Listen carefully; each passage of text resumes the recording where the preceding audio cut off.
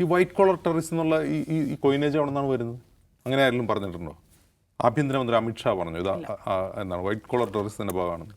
NIA ഔദ്യോഗിക statement ഉണ്ടോ? NIA case അന്വേഷിച്ചത്. ഡൽഹി പോലീസ് പറഞ്ഞു ഇത് വൈറ്റ് കോളർ ടെററിസ്റ്റ് ആണ്, ഈ പിടിയിലുള്ളവർക്ക് ഭീകരന്മാരാണ്, അവർ വൈറ്റ് കോളർ ടെററിസ്റ്റുകളാണെന്ന് ഏതെങ്കിലും അന്വേഷണ ഏജൻസി പറഞ്ഞു? ഇല്ല, ഇത് മീഡിയ ക്രിയേറ്റ് ചെയ്യുന്ന ഒന്നാണ്.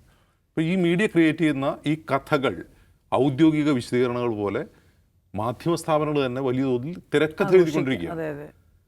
അപ്പോൾ ഇന്ന് ഞാൻ പറയാൻ നേരത്ത് കണ്ട ഒരു വാർത്ത, ഒരു ഇംഗ്ലീഷ് ചാനലിൻ്റെ വാർത്തയാണ്.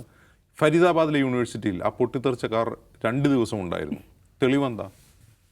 Trust me bro. ഒരു തെളിവില്ല, വെറുതെ അടിക്കുകയാണ്. വലിയ ഒലക്കമുക്കിയ അക്ഷരങ്ങളിൽ ഹെഡിങ് അടിച്ചുകൊണ്ട് പറയാണ് 2 ദിവസം അവിടെ ഉണ്ടായിരുന്നു. അവിടെ ഉണ്ടായിരുന്നെങ്കിൽ അവിടുത്തെ CCTV പരിശോധിച്ചാൽ പോരെ? ഈ ഫരീദാബാദ് യൂണിവേഴ്സിറ്റി ക്യാമ്പസിൽ CCTV പരിശോധിച്ചാൽ ഈ കാർ അവിടെ ഉണ്ടോ എന്നുള്ളത് വളരെ എളുപ്പത്തിൽ വ്യക്തമാകാം. പോലീസിനോ ഇനി മീഡിയ സ്ഥാപനങ്ങൾക്ക് പോലും അവർക്ക് ആവശ്യപ്പെടാം, നിങ്ങൾ CCTV ഒന്ന് നോക്കാമോ, ഈ കാർ അവിടെ ഉണ്ടോ എന്ന് ചോദിച്ചാൽ അവർ നോക്കിയിട്ട് പറയും. ഇത് വാർത്ത കൊടുക്കുകയാണ് 2 ദിവസം അവിടെ ഉണ്ടായിരുന്നു. അപ്പം എന്നിട്ട് കാണിക്കുന്ന വിഷ്വൽ എന്താണ്? ഫരീദാബാദ് യൂണിവേഴ്സിറ്റിയുടെ ബോർഡ്. ഇതാണ്, അതായത് ഈ അപസർപ്പക കഥകൾ എന്ന് പറയാവുന്ന രീതിയിലുള്ള തിരക്കഥാരചനയാണ് നാഷണൽ ഇംഗ്ലീഷ് ഹിന്ദി ചാനലുകൾ നടക്കുന്നത്. അതിൻ്റെ ചുവട് പിടിച്ച് മലയാളം ചാനലുകളുണ്ട് ചില ആളുകൾ നിന്ന് പ്രസംഗിക്കുകയാണ്.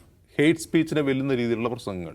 നിങ്ങൾക്കിടയിലും ഉണ്ടാകാം ആ ഭീകരൻ, വൈറ്റ് കോളർ ഭീകരൻ നിങ്ങൾക്കിടയിലും ഉണ്ടാകും എന്ന് പറഞ്ഞാൽ അത് യഥാർത്ഥത്തിൽ ഒരു കമ്മ്യൂണിറ്റിയെ ലക്ഷ്യം വെച്ച് ഭീതി പടർത്തുകയാണ് ചെയ്യുന്നത്.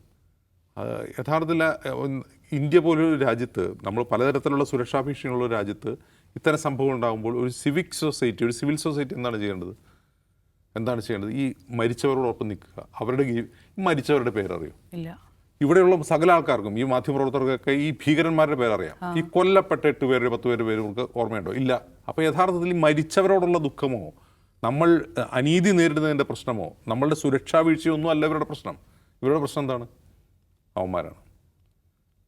ആ ഹെയ്റ്റാണ് ഈ പറയുന്ന ജേർണലിസ്റ്റുകൾ ഉൾപ്പെടെ, മാധ്യമ സ്ഥാപനങ്ങൾ ഉൾപ്പെടെ, സോഷ്യൽ മീഡിയയിലെ ഈ പറയുന്ന ഹാൻഡിലുകൾ ഉൾപ്പെടെ നയിക്കുന്നത്. അല്ലാതെ കൊല്ലപ്പെട്ടവരുടെ അവരെ ആരാണെന്ന് പോലും അറിയാതെ, അവരുടെ ക്ലാസ് ഏതാണ്, അവരെവിടെ നിന്ന് വരുന്നവരാണ്, ഇതിലൊന്നും ആർക്കും ഒരു വിഷമവുമില്ല.